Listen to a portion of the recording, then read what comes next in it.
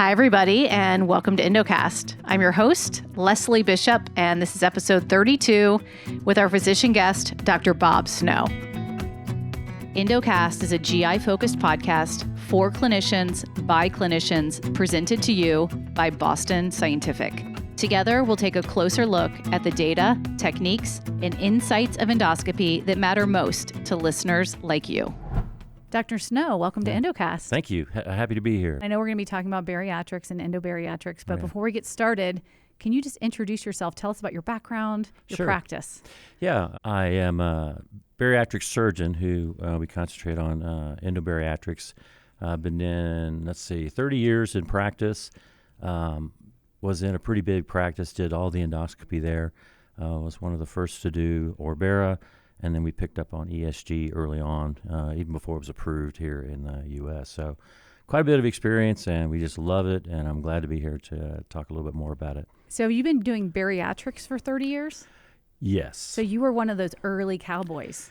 Yeah, it's changed a lot, and, we just didn't realize how much it would change in that amount of time. A lot of the surgery was open. That was way before laparoscopy even came around, so we had a little bit more of a struggle, but enjoyed it. And as the whole thing progressed and time went by, then it was a lot easier to do for us. Yes. So you went open, then laparoscopic, right, and then endoscopic. Yeah. So what made you decide to take that endoscopic route and do ESG and the balloons? Sure. We were in the A trial for the Orbera balloon in 2010, just fell in love with it. And so we were always on as far as looking for patients who would qualify and would be someone that would be great for Orbera. And then ESG started to circle around in the United States from the worldwide data and everything else that was going on. I was lucky enough to go to Spain and Madrid and train with Lopez Nava in 15, and then work with Galvo in 16, and that's when we started to kick off our ESG program. Wow, so you've been doing it for a long time. Yeah. Okay. So how did that evolution, how does that influence your approach? It's always about safety, and we started to see that the more of these we did, and the better that we got at it, and the better our techniques were, that patients were having equivalent weight loss to some of the other procedures without all the possible complications that can occur. And we like to be first too. So. That's never a bad thing. Right. So when you're considering all of the different options, where does ESG fit in for you? It's a variety of placements and positions, and so it's a primary procedure for us. And the practice is a big practice, and it did everything that you could imagine. And about 5 to 7 years down the road, especially with bypass, the outlet would dilate, the pouch would dilate, the sleeve would dilate. And so we found that TOR and revisions of sleeves were something that we could offer as well, without all the disastrous things like a distal bypass or something like that, or a revision of a bypass is a nightmare. It's very difficult to do. So the ESG and TOR gave us that option and alternative. Are you doing a lot of those? Surprisingly more and more and more, because 5 to 7 years down the road, no matter what bariatric surgery you do, there's going to be some weight gain, there's going to be some dilation, there's going to be some changes. And it's kind of an ongoing process for a lot of people. Probably 60, 70% of them just kill it, and they do well, and they cruise along. But the revisions for that 30% or so who really need that help, and we tried to help them any way we could. So when you're talking to a patient, how are you helping them decide which procedure is the right procedure for them? Sure. I'm old, and 30 years of this, they get to pick. And surprisingly, when they came to the office, I bet 7 out of 10 already knew what they wanted. Google? Yeah, I think a lot of Google, and we had a couple of Facebook pages, and we did a lot of advertising, and we would advertise specific procedures. And so they would come in, and I didn't even have to try. It was something that was easy to go over with them. But we did see people that would come in, and they would say, wow, what are my options? And so we would start off at Orbera and then work through to the bigger procedures. And what I was always fascinated with is that the people, once they start to hear about the Orbera and ESG and things like that, probably about half of those people would choose ESG. So of those 7 out of the 10 that come and they know what they want, right? Do you have to change some of their minds? Like they're wanting the procedure that isn't indicated or isn't the best thing for them? Or you're letting them basically pick what they do? Well, there's a few times where I said absolutely not. And a lot of that's based on body mass index and comorbid diseases that they might have. And there are some people that just, really shouldn't do endoscopic therapy. But there are most patients that we see that could have it done and do really well. If you're talking to a patient, I'd love to hear, what does your patient discussions sound like when you're helping them? Mm-hmm. Sure. So maybe you pretend I'm a patient. What would that discussion look like? Well, you have to realize, and do you know what you want? Did you come in and you know what you want? And then based on that, then we talk about the risks, benefits, and options for that, and that's pretty standard. And then entertain the idea. Here's how it works. Here's the process. Here's what the outcomes we expect. We want you to follow up. We want you to see our dietitian. We want you to see our psychologist. We want you to see everybody involved in the team so that the surgery is just part of it. And so the aftercare was something that practice was really good at. That made a big difference for there. So, but you get to choose. Does that weed some out? Because they think, I want this procedure. I don't want all that. I don't want all that other fluffy stuff. I'm not talking to your psychologist. Well, we would see people that would lie and would come through and, I'll do it. And then they didn't end up doing it. But most of the time, if the patients know that you're trying to help them, then they see that. And it's a little bit different kind of a relationship than just the doctor, smacking his hands around and yelling. It's more of a relationship than anything at all. And so that's where I think we did really well, is in that relationship. Talk a little bit more about the different resources that you're offering for these patients to have long-term weight loss. Sure. Well, I think the most important one that we saw and continue to see throughout this process is aftercare. You can't just do the procedure and send them on their way. We saw them at 1 week, 6 weeks, 8 weeks, and then 6 months and a year. But some of the patients needed more contact than that. And you can kind of tell. They're struggling with their weight loss. They're having issues. The dietitian, says, well, they're really not doing that well with this part of it. We tried protein. They can't seem to get it out. So the dietitians played a very important role in that practice. Some people actually, when they lose weight and have a procedure, they mourn food. They mourn it. I miss my friend. I miss my crutch. And I didn't really think it was true until we started seeing it more and more and more. So the psychologist would come in and go through things like that. I wrote a book on stressful eating and emotional eating, and sure enough, I learned so much from that psychologist and that type of thing that it was easy to write the book. So wait, they're mourning food so they keep eating it because they won't let it go, or they let it go and then they're feeling grief over chocolate or whatever the thing is? It's a grief, yeah. They miss it. It's like their best friend in a lot of ways. So a lot of people have a lot of different dynamics at home, a lot of personal dynamics, maybe dynamics at work or in their family, and it's just that whole stress type of thing that gets most of them. So do some of them that have that grief, they aren't unable to lose weight because they won't let go? No. I mean, you can pull them in tight and say, hey, we're just trying to help you. And I would give away copies of that book, Conquer Emotional Eating. It's on Amazon if you want to take a look at it. Conquer Emotional Eating. Conquer Emotional Eating, yeah.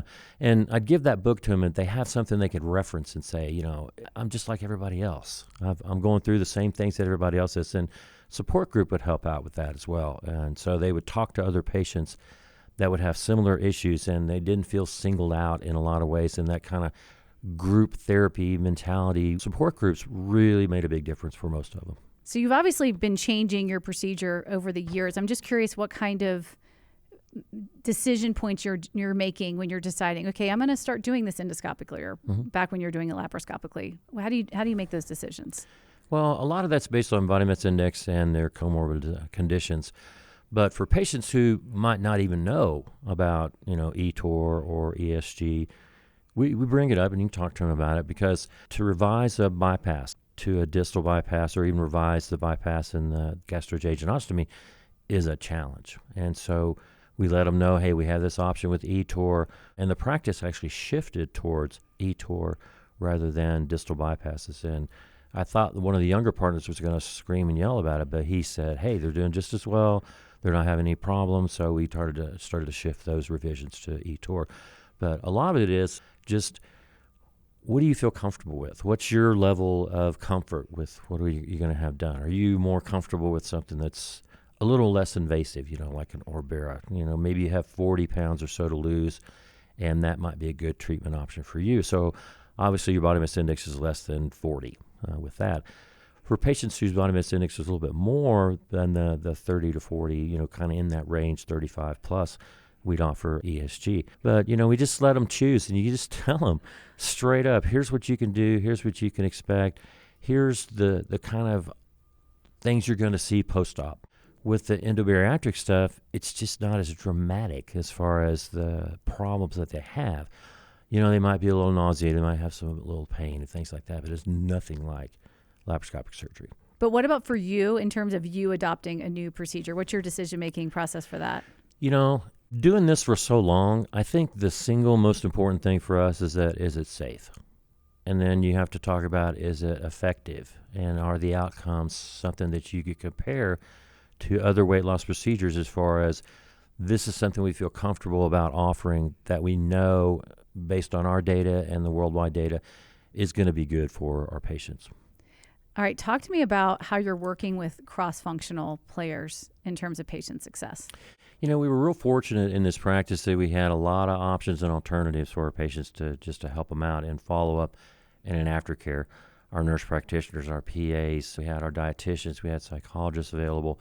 And then, of course, the internal medicine doctors, the gastroenterologists, everybody together, endocrinologists for those that are diabetic. And so it was a kind of a team sport in a lot of ways, and I think that makes a tremendous difference as far as outcomes go. Some practices don't have that. New practices don't have that, and they struggle a little bit because they don't have those kind of facilities or options available for their patients. But we had it all, and so we were really lucky in that part. That's incredible. Yeah. I'm sure that helps give you very good outcomes. It worked out pretty well. The more contacts patients get in that first year, the more successful that they'll be. Even if it's a phone call, even if it's a virtual call, they don't necessarily have to come to the office. So the nurse practitioner and the PA would take care of a lot of that. Our dietitians were really on board as far as close contact and emails, and they even had little diet plans or some recipes that they would help them out with as well. So, it was just that contact. I think that makes the big difference. And when you talk about the other providers. Are you working with a lot of referrals, like physicians who are referring patients to you as well, other providers? Yeah, to a small extent, but as a practice, we were going so long and did so much marketing that it was either the patients would come in from our marketing, or the patients would come in because their sister had surgery with us or their coworker had surgery with us. And so it was probably 80% self-referred. All right, my final question, GLP-1s. How has that impacted your practice? Well, I love them, and they have a place. The problem with them, and we offered GLPs, and we did combination therapy with the GLPs, and I think that's probably the place where GLPs could be the most beneficial. But they're not for everyone. Not everyone has that great result like they talk about in their papers and all the things that they report. But the biggest problem with GLPs is that once you stop them, you're going to regain your weight. Just because the mechanism that's getting them not to be hungry is gone, and now they're hungry again? Absolutely. They don't feel that satiety, and they don't feel that, I'm really not that hungry. And a lot of times with the GLPs, when they'd eat something to make them sick, they just don't feel good. And so it slows down contraction of the stomach and the small bowel and things like that. And that's a natural hormone in our bodies that we're just giving a little extra boost to. And so I don't mind them. I don't like them that much for long-term therapy.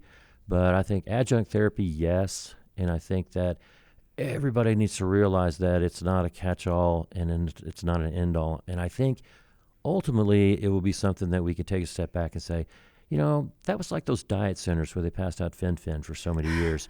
Or they did, fen-phen and topramate. And then all of a sudden everybody got in trouble and they stopped that. So I think the GLPs are getting prescribed by people who don't know what they're doing, or just because the patients come in and ask. So it affected the practice. It was about 35% off as far as surgery goes, but we still... 35%? Oh, yeah. We've heard more, 50, 60% off. And it just kind of depends on the practice, and it depends on the culture of the practice and where you are. We used them as adjuncts, and so that turned out to be pretty good for our patients, too. So I don't think they're primary therapy for long-term therapy. All right. This has been so informative and amazing. So I really appreciate you coming on today, Dr. Snow. Happy to be here. I enjoyed it. Thank you very much. Thank you.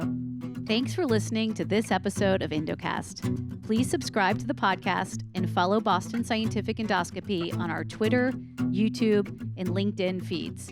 You can also visit our virtual education platform, EduCare. That's educare.bostonscientific.com and choose gastroenterology. The site features over 180 resources, including physician-led educational videos, lectures, case studies, device training videos, procedural tips, and techniques. Thanks for listening. EndoCast listeners, an important disclaimer. These materials are intended to describe common clinical considerations and procedural steps for the use of reference technologies, but may not be appropriate for every case or patient. Decisions surrounding patient care depend on the physician's professional judgment in consideration of all available information for the individual case. Boston Scientific does not promote or encourage the use of its devices outside of their approved labeling. Case studies are not necessarily representative of clinical outcomes in all cases, as individual results may vary. Thank you.